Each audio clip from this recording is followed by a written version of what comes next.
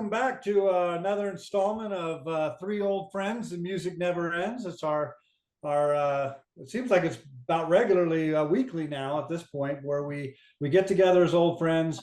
We come up with some playlists, we listen to music, and then we get together and we talk about that music. And I think this is number 13 on our installment list.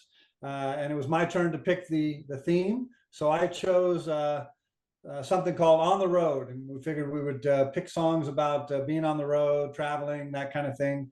And so hope you enjoy the podcast this time. And my name is David, and my friends Mike and Jose, if you haven't already met us. And we'll just kind of jump into it. We've kind of get into a free form of talking about the playlist, talking about the songs, talking about our adventures and our stories of the road as well, and how that all dovetails into the things we love, which is the love of music, really. So anyway, I started it out, and we don't always go sequential with how we're going to talk about the songs, but on this one, I do want to talk about the first three songs in a row. Let's talk about those three together, and then we'll go on from there. So the first song that I chose was a Bob Seger classic. It was a live version of a song called "Turn the Page." And I put that on, and it talks about being on the road, but it's really about him being in the limelight and getting on stage and performing, and the ups and downs of being on the road for so many hours at a time, and then going from town to town and city to city, and kind of how that affects him. And probably many people know the song because it's probably been played a lot. But so I started with that one, and thought it was a good way to kind of kick it off with the theme of On the Road. So what do you all think of the start of the tape, and the playlist in general? Mike, if you want to talk. Oh yeah, Turn the Page. I definitely heard that. I listened to a lot of album rock back when that used to be a thing on the radio. When there used to be albums. Well, I guess they have them again, but that I like the song. I can tell you though, I used to be very tired of it because I heard it a lot. But that little saxophone riff there at the beginning, it's in there 3 times, but for some reason in my memory it was like it was every verse. And I keep expecting to hear it when he finishes the line. But I've come to like it. I think Bob Seger for me was probably what gave me kind of a negative thing, was that old time rock and roll. I just got so sick of that song, and it colored my opinion of a lot of stuff. But this song is actually really, really good, and I appreciate it being on there. I like the theme on this too. I don't know if we want to go into the next couple songs as well. Yeah, talk about the all three songs that work well together, and you put the road on. Yeah, so I'll just do that real quick. My next one, I went second, and it was "The Road" by Jackson Browne, which the cassette is running on empty, and almost any song in there could have been used on this tape, because I believe it's at least half of it's live or most of it's live, and it's about being on the road regularly, frequently touring musician, and the ups and downs, the drugs, and the burnout and all that stuff. This one's a beautiful song though. I really like it. It has a violin, and it sounds like it's not in the studio at first, and then there's a big pause where he kind of pauses on a line, and you hear the audience kind of chime in, and it really adds a good effect. But I thought that went especially well with the Turn the Page. And then Jose did the third one, Road Trip, which I like, by the way, also. Well, that's just one of those Red Hot Chili Pepper songs that is kind of different from everything else they usually do, and of course that Californication. So people either loved it or hated it. I kind of liked it a lot. I thought, like you said, all three of those songs, The Road, and Dave can attest to this, I'm sure had made one of our tapes back in the day, because we played a lot of Jackson Browne. I can tell you there are at least 10 of our tapes that have Jackson Browne on it. Sometimes 2 Jackson Browne songs right in a row. But this song especially is really good. You never tire of it. I mean, his voice, the way he sings it, and just like Turn the Page, even after Metallica did it. And I was like you, Mike. Hey, have we heard this song enough? But for some reason, it's one of those that is a tried and true song that you evokes a lot of emotion, and I think it evokes. We've all been on the road. We're not all musicians traveling everywhere, but we've been on the road where it's weary, it's a long day, and it's the end of the day, and all you want to do is just crap, but you have to, do something or perform. And so I think that's why that song is, translates so well, along with the road and road tripping. So yeah, I think all those three songs was a great way to start. One of the best ways we've started a mixtape, I think. I liked the combination of all three of those songs.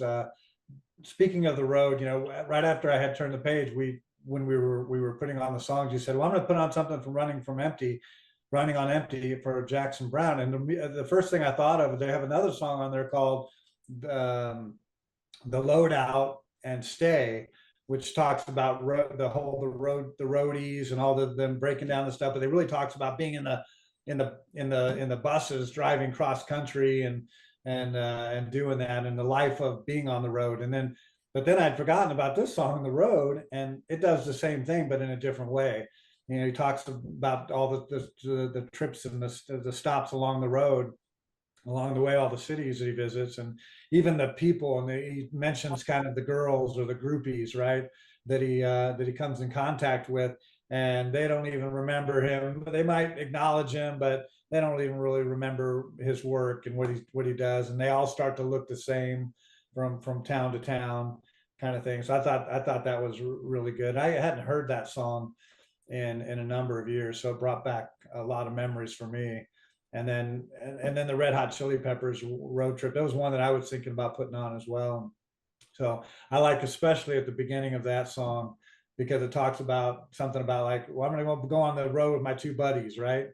And so Two allies. two what? My two allies. Going on the Right, road with two allies instead of saying but, which is a great way to put it. right. So we've all been there too, right? With us road tripping or doing something like that. So I thought that was apropos. And but Right. no, Well, before we go on, what do you consider an ultimate road trip? Or have y'all had a road trip that y'all thought was, you know, you know, really good or something like that? I've had a lot of them. My very first one, I was still in high school. I think it was, well, no, it was the summer after I graduated. And one day I got up early in the morning, drove all the way, it was just by myself, to Carbondale, Illinois, to visit my aunt, but the whole getting there was the best part. And then my family and I started out when my son was 3 with this plan to hike in each of the 50 states.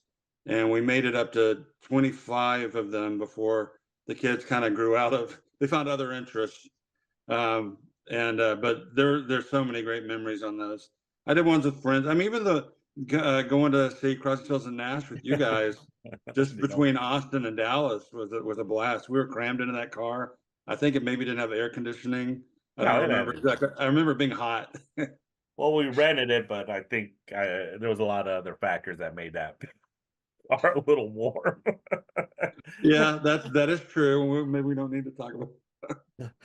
But yeah, no, I mean even the ones that have kind of parts that kind of makes them more endearing. So I don't know. What about you guys? Dave? well, I was just gonna say, like, the song "Road Trip," and so when we think about road trips, we think about oftentimes in conjunction with going to a concert, right?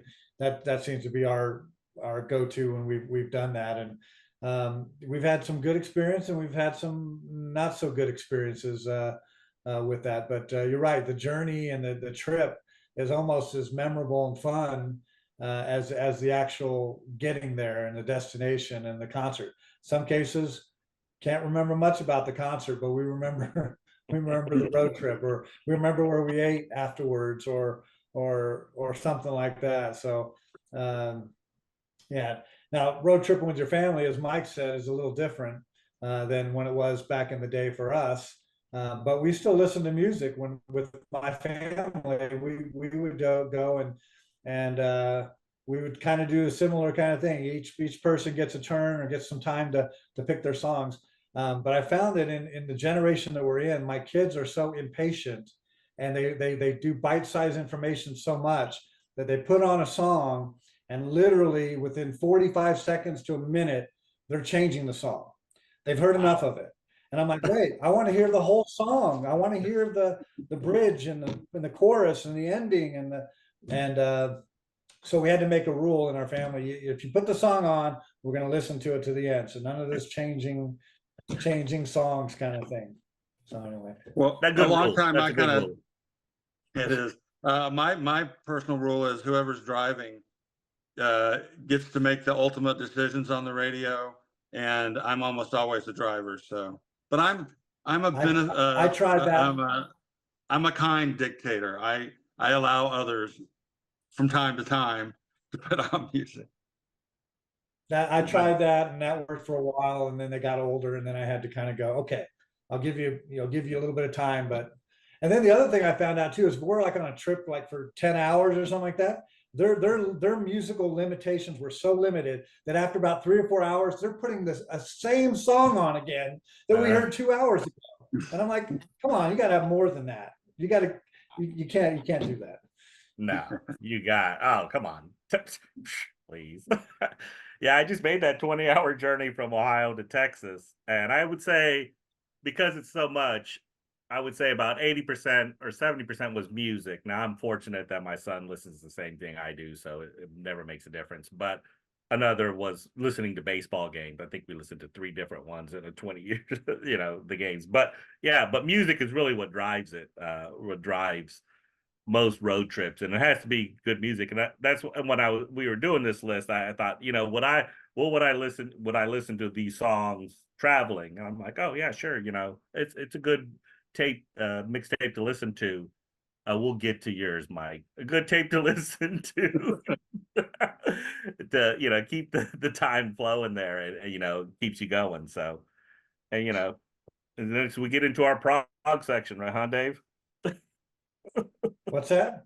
We get into the prog section next, don't we? Yeah, well, just about. I mean, so the next song up was it was I've Been Everywhere by Johnny Cash. So I wanted to put that one. I think Mike said he had it on his list Oh, of no, I don't know. just because it mentions like 100 different cities and whatnot. It's a classic Johnny Cash song. So I put that one on, and then after that we got into this little prog thing with King Crimson, Neil and Jack and Me that Mike put on, and then Riding the Scream by Genesis that Jose put on, and then Rush, A Passage to Bangkok that I put on, and then we kept going kind of with Driving South with Jimi Hendrix. So let's talk about those for a few minutes. What'd you think about that combination? Yeah, I thought they went well. I pretty much, when you said the topic of this, Neil and Jack and Me popped into my head right away, because On the Road that's partially based on that. Neil Cassidy and Jack Kerouac, which I read On the Road, I don't know, 3 or 4 times. I even took one time when I went to visit with my family, went to visit my sister-in-law in Boston, took our rent-a-car, an hour or so north, and went to Lowell, which was where Kerouac was from, and had all kinds of, the house he grew up in was still there, and the church that he was, I don't know if he's married in it or whatever.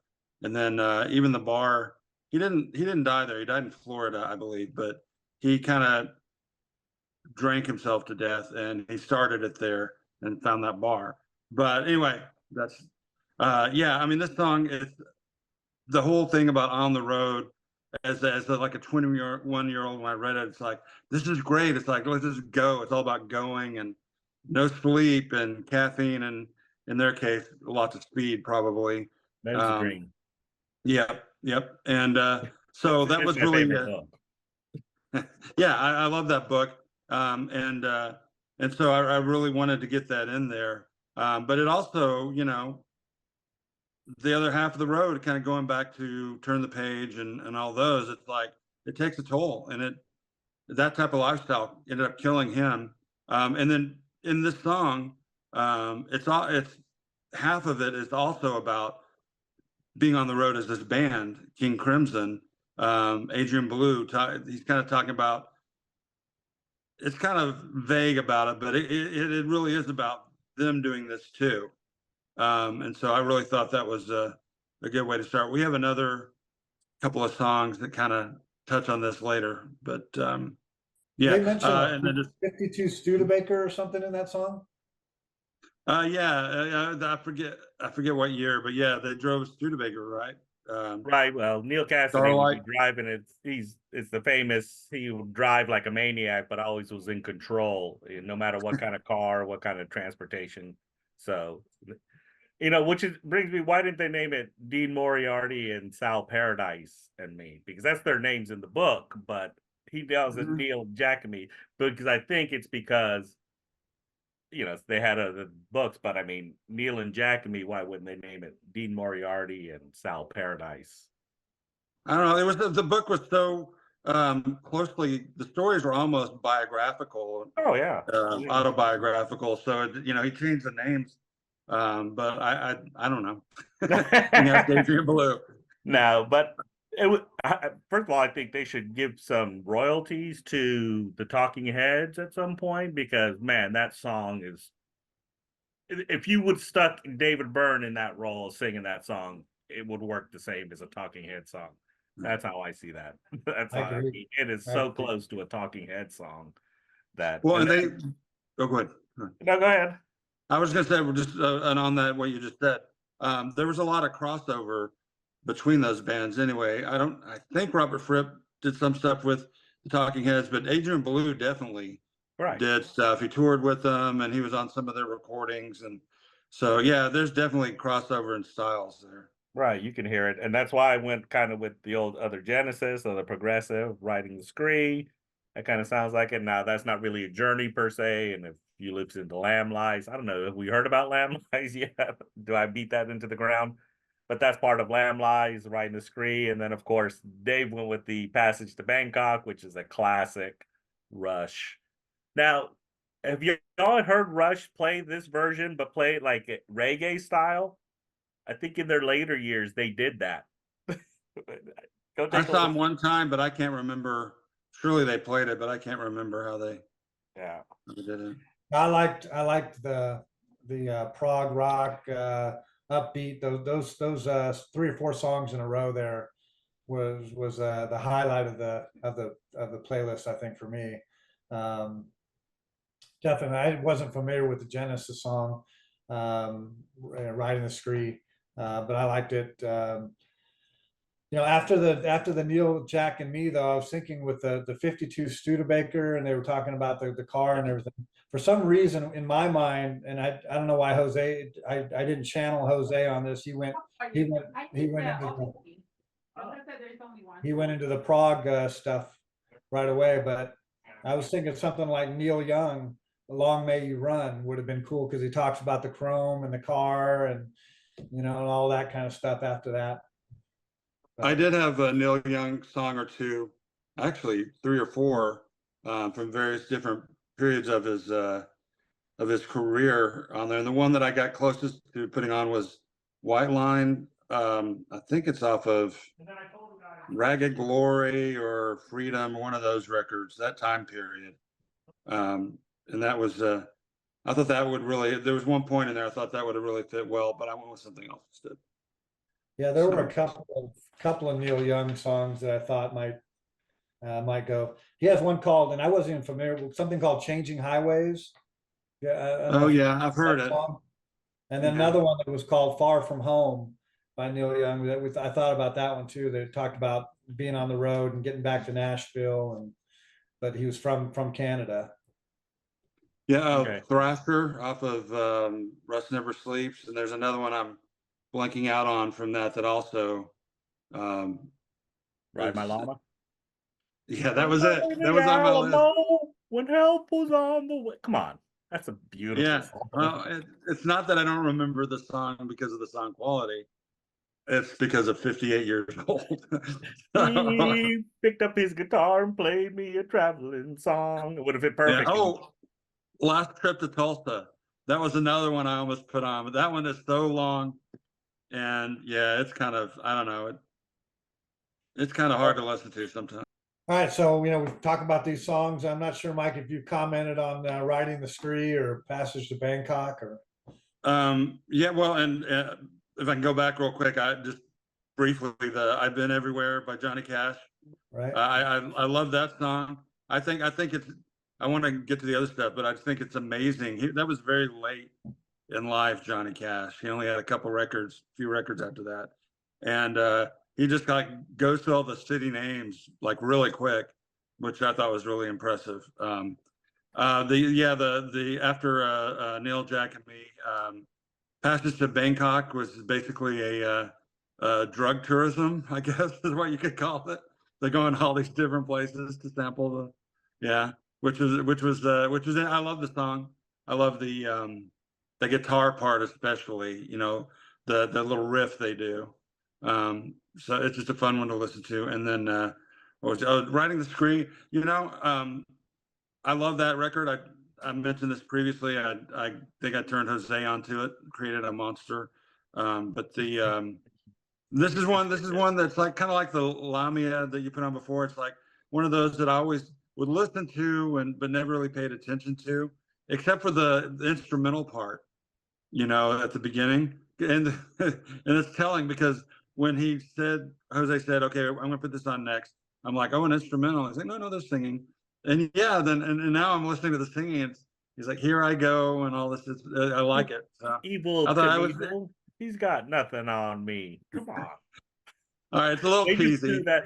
Actually, that song, okay, I'll get deep in the woods. That song, that was towards the end of the album, and Gabriel wasn't available because he was going back and forth because he had a child. His wife was pregnant. They were having complications. And so the other guys would get together and like, we got to come up with something to finish this album. And so Riding the Spree was like, oh, we're just going to come up with like the last 3 or 4 songs were just mainly the other 3 guys, Banks, Rutherford, and Hackett, going like, what can we come up with to finish this album? Because, Gabriel's going back and forth. And so Gabriel would come in and he's like, oh, let's provide some lyrics for this. And then so just that's why you have that kind of disjointed part. If you ever listen to Lamb Lies towards the end, it's all a little disjointed because Gabriel split in time between the 2 places and going. Anyway, there you go. He had senioritis. He had a foot out the door already. Oh, he was out the door. He was ready to go. And the band was ready to get rid of him because if you ever listen to it, initially the knock on Gabriel was he wore those costumes, and of course the Slipperman one that he could barely sing, so the other band members were mad at him. But you can tell that was just kind of an excuse, because what it really was is after the concerts, and Phil Collins eventually says this, plus the fact that they fought with Tony Banks and that Gabriel wanted to pursue other interests, but when the concerts were over, everyone would rush to go talk to Peter Gabriel, and the rest of the band's like, hey, we're part of the band too. But of course, Peter Gabriel was such a presence, so you could tell there was a little like, if you leave, we won't be too sad. But okay, bye. And of course, the story is they toured the first part and they didn't even put the album out, and they play it all the way through, so people would go see Genesis and they're like, what is this? what happened? Where's this? Where's I know I like what I like, and Selling England by the Pound. Where's all that? Where are all those songs? And all it was just the album all the way through. By the time they hit the States, it had come out, but people are still like, why aren't they playing their hits? Musical Box or Watchers of the Sky. And so there you go. Your little Genesis lesson for the day. A postscript on that is just that it's funny that they were jealous of all the attention he was getting, and they became much more popular after he left. Right. I mean, the quality suffered, but they with Phil Collins at the lead, they definitely became much better. Wouldn't you also say that Peter Gabriel became just as popular as Genesis at some point? No, that's true. That's true. Right. That's true. I mean, by 1985, he was the biggest thing out there with Sledgehammer, with So. Anyway, going off the tangent, speaking of journeys off the rails. Well, the next 3 I want to talk about kind of, we talked a little about, that last song, Driving South, Plane Crash, and Up Around the Bend. So let's talk about these 3 songs for a minute. You know, I'm generally not always a big just instrumental kind of guy, even though I like bands that have instruments. I mean that play some instrumentals and that kind of thing. Generally speaking, I'm a word person. I like the lyrics, I like the thing. But man, I tell you what, I never was that hardcore into Jimi Hendrix or anything like that. But I caught myself listening to this song several times, over and over and over again, and just man, just appreciating how great he was. Um, we forget, we just forget how great he is, and this song is a perfect example of that. I didn't know, I'd never heard it before, but thanks for putting it on, Mike. I don't know if you have any background on it or anything more other than just it's a beautiful, beautiful piece. Yeah, I don't know a lot about its history. There's two. It's from Live at the BBC. A few groups like the Beatles had a Live at the BBC. I think the Kinks, maybe the Rolling Stones, but it was kind of a thing. They put out these sets for a while, and there's some songs on there. They do more cover songs. I think on this same CD, he covers a Beatles song, and some other stuff. But this one, yeah, it was. It always. I put it on the radio when I've been on road trips because it has that kind of feel. It's just like Yeah. you're going, and it's interesting. I never thought about this listening to it because I'm just into just the rhythm of it and his solo and everything. The whole thing is a vehicle for a solo, and I don't think it changes. It's like a big long jam, and I don't think it changes chords. I may be wrong, but I don't think it changes chords until the very end. They go up a step or whatever to kind of finish the song. There's a little mini drum solo, but I don't know much about it. I was really surprised when I found it too, because I thought I'd heard about everything, that he and his bands did. So I can't tell you more than that. Yeah, I actually own that CD, so I listened to it quite a bit. So, and it's really good. That whole CD is really good. I used to play it a lot. So yeah, no, it was a great choice to pick off, especially off that, because there are a lot of great songs on that, and it only leaves you to ponder what Hendrix would have been doing, in the mid 70s, the 80s, what direction he would have gone in. Because I know he was playing a lot more soulful kind of stuff. He was getting tired of all the, poppiness and stuff like that. And this is an example of like, man, can imagine what he would have been doing with songs, in the 70s and 80s with other influences, with, other people, Parliament, or even just doing all sorts of stuff. But yeah, such a great choice.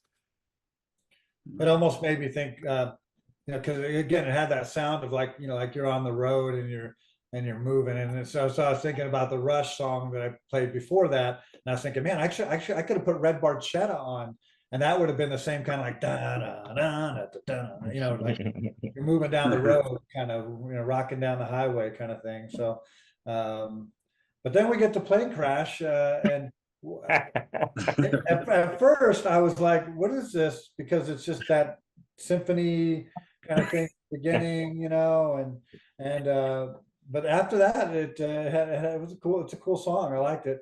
As I said on a lot of these tapes, we're starting to like Jose is starting to get us into the jam band scene with the Mo and other bands. So yeah, I liked it. Thought it went well after driving south. Other than again the first part of it, I'm like, what is going on with this?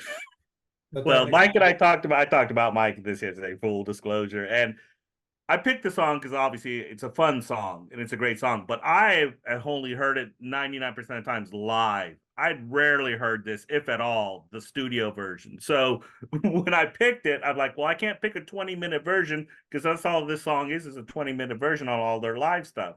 So you guys would kill me if I put a 20-minute version of Plane Crash on. So when I put this on, I didn't know that symphony stuff was on there.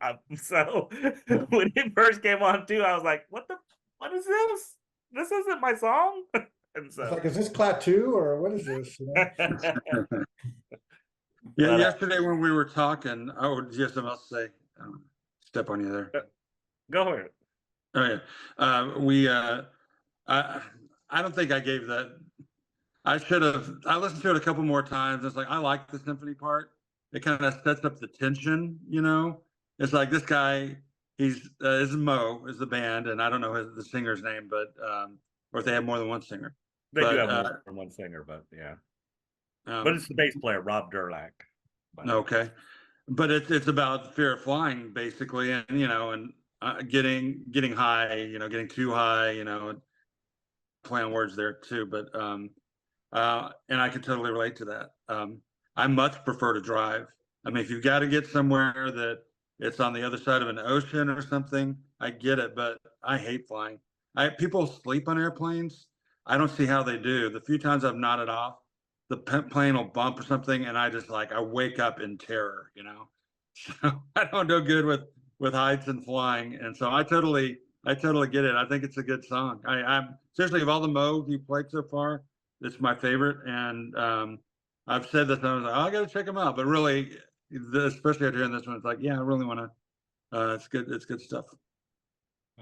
Well, and then you hit us up with Up Around the Bend, Dave. That's a classic. I mean, I thought you were going to go with Traveling Band if you're going to go with Creedence.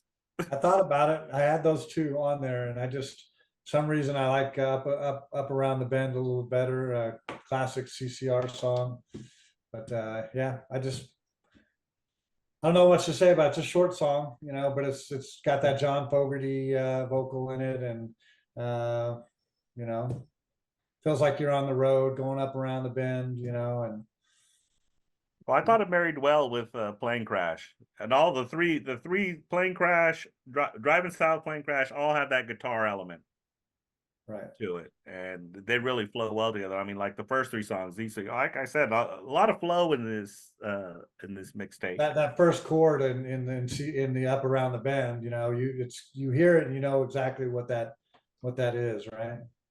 Right. Oh yeah. Yeah, I love that song. Cosmos Factory, that's off of, was my first CCR album I bought, and I hadn't at the time. I knew a couple of the songs, but I didn't realize I knew more of them. And then when it came on, I'm like, oh, I love this song. When I first played it, and so it's continued to be one of my favorites. I remember hearing them when I was a kid, riding around the back of the car with my parents playing, early FM radio. But yeah, so good choice. Well, good. And then we start getting into the last half of the playlist. We've got about five songs to go. I don't know that these necessarily are grouped in any particular order, but we then had Coyote by Joni Mitchell. Mike put that on. Cassidy by Grateful Dead. Jose did that one, and then LA Freeway, Jerry Jeff Walker. We'll go to that. We'll talk about those three then for a minute. Mike never disappoints. When we're cranking these things out, and we always forget to put the female voice in there. Mike's always coming through with a Joni Mitchell classic or something like that. So, what was the thought on Coyote? Well, actually, full disclosure, back in the day, I know this was on a tape that I was involved with, but it was the live version off The Last Waltz, and which does not really differ a whole lot from this song.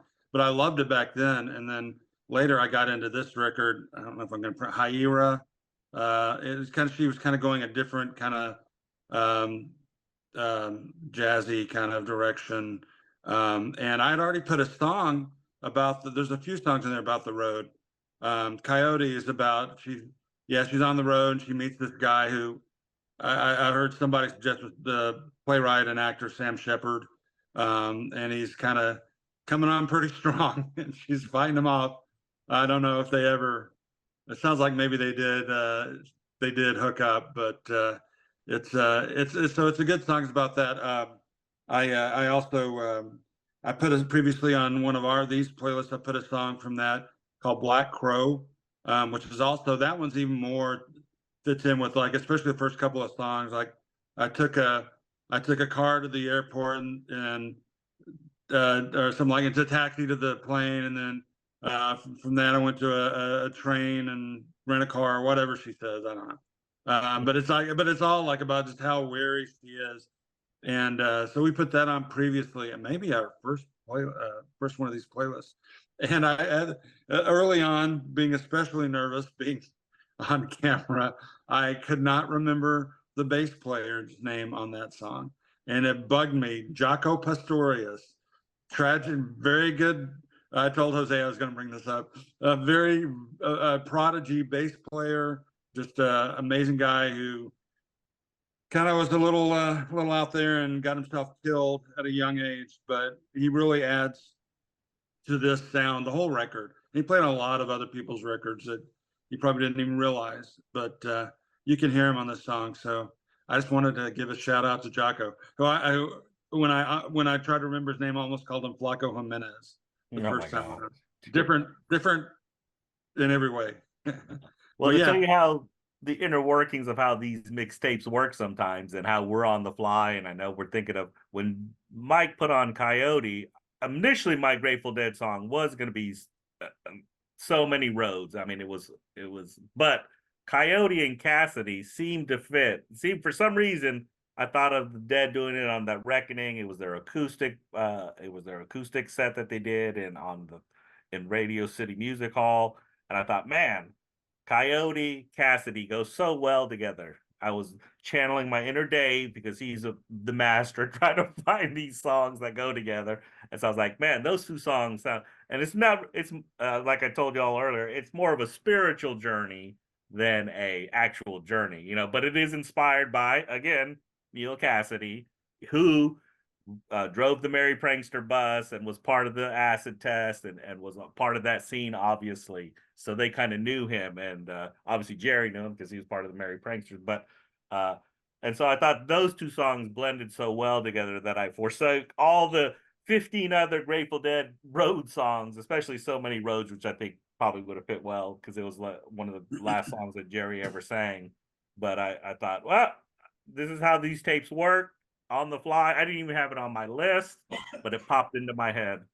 So, well, I'm glad it did because that's again, we kind of got back from the, some of the jam and progressive and then the rock, and then kind of got mellow again towards the end of the playlist here with having these acoustic versions of, with Coyote and Cassidy. I just loved how that flow, and I didn't realize that ties back to the Neil and Jack and Me, right? The same kind of thing. I didn't put two and two together until you just mentioned that. And then I'm big on Jerry Jeff Walker, and I probably could have had a couple of different road kind of songs that he's put out, but I went with L.A. Freeway, which is actually a Guy Clark song, and we did this when we did the covers as well, talking about how Jerry Jeff had covered a lot of the people, and Guy Clark was one of the ones that had written the song "L.A. Freeway."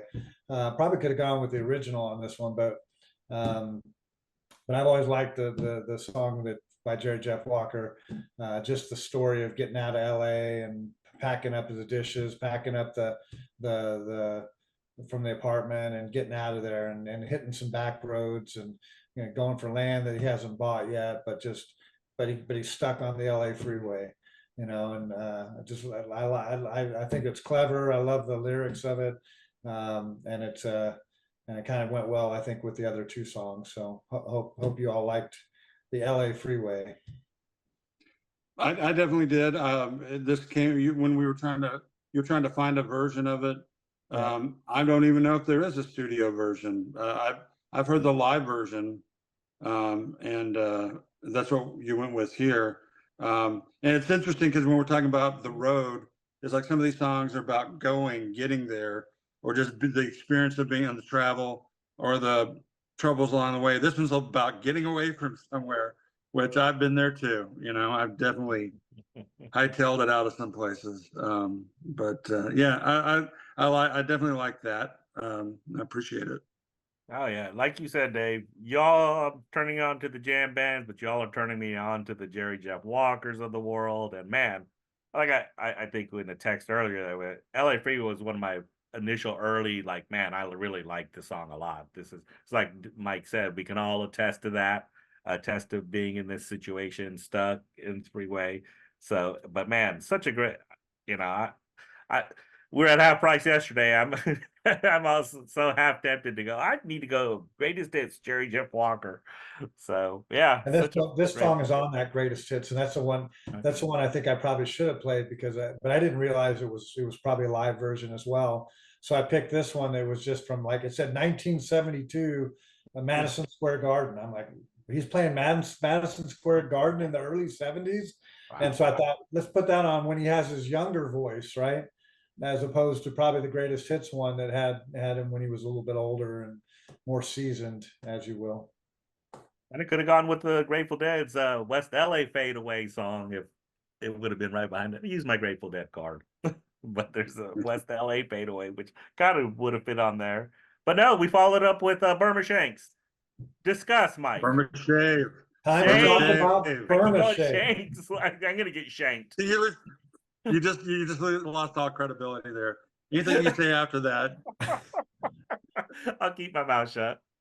So Burma Shanks.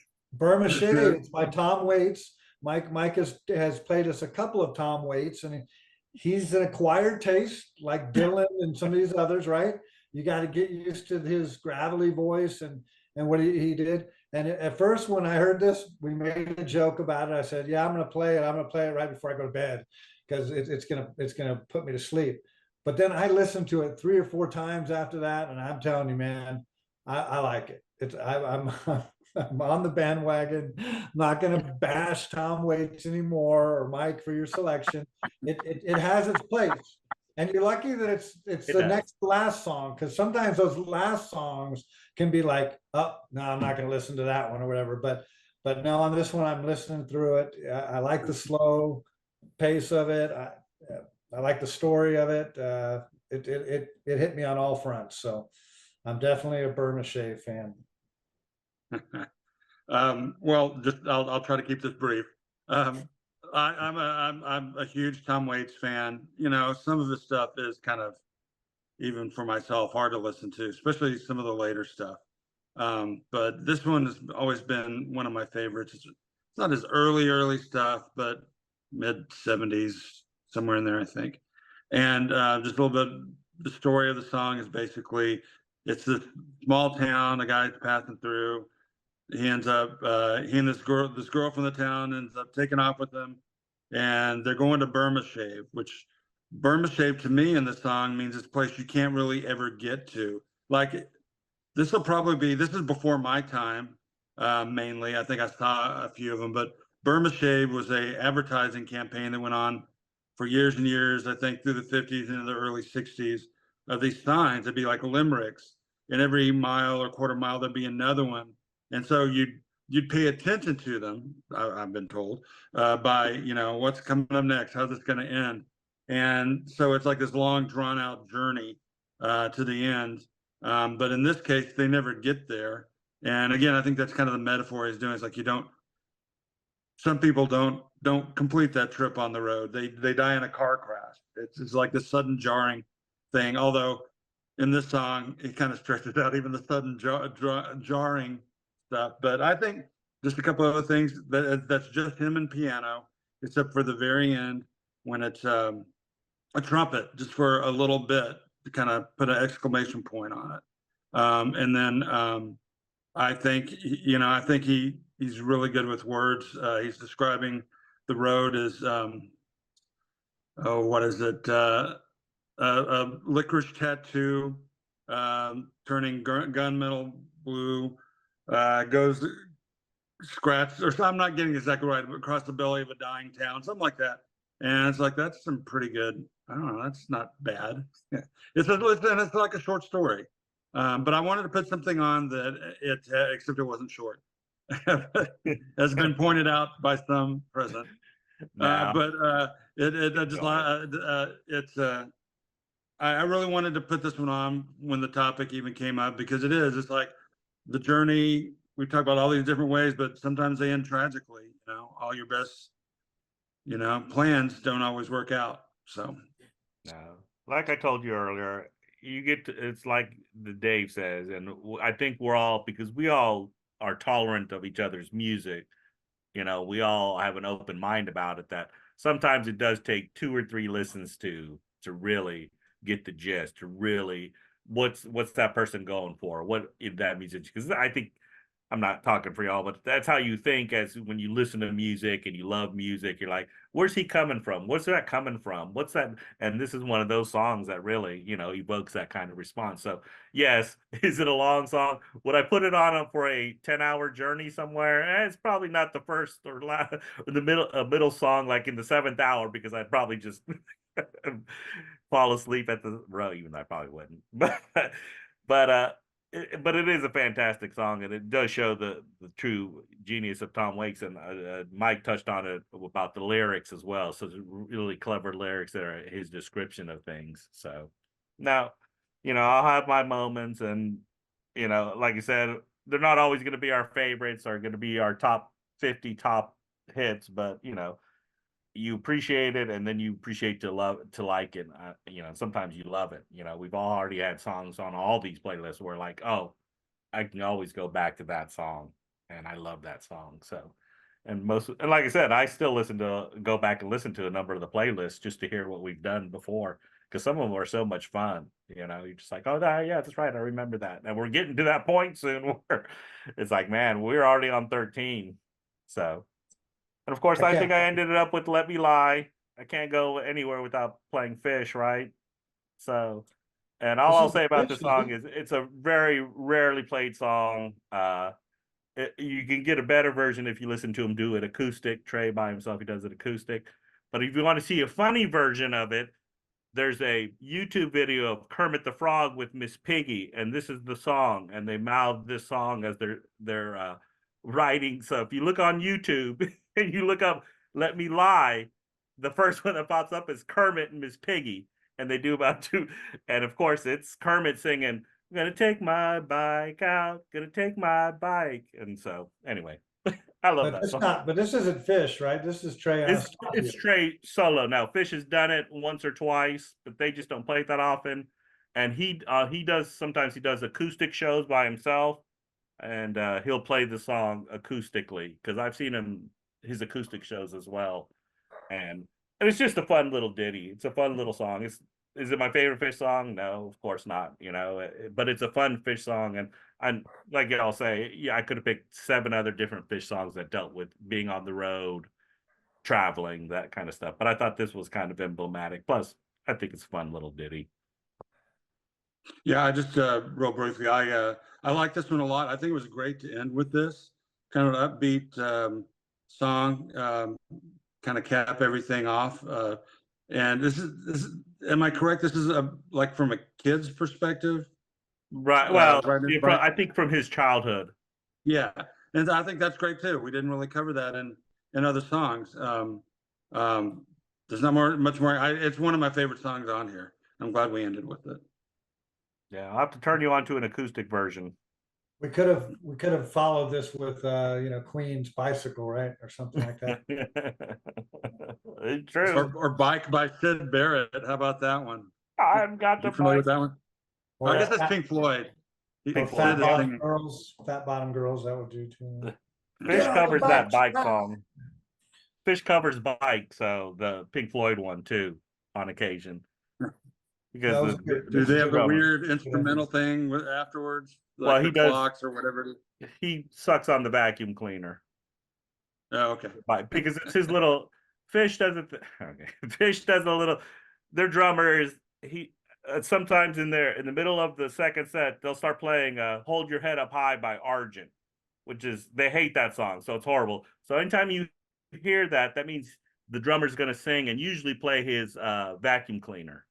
So they'll play "Hold Your Head Up High." They used to play "Purple Rain," "Crackling Rose," all sorts of weird little ditties, Elvis and stuff like that. So it'd be the drummer's little part, and so they'd play Bike on occasion. I think he did it in 2019.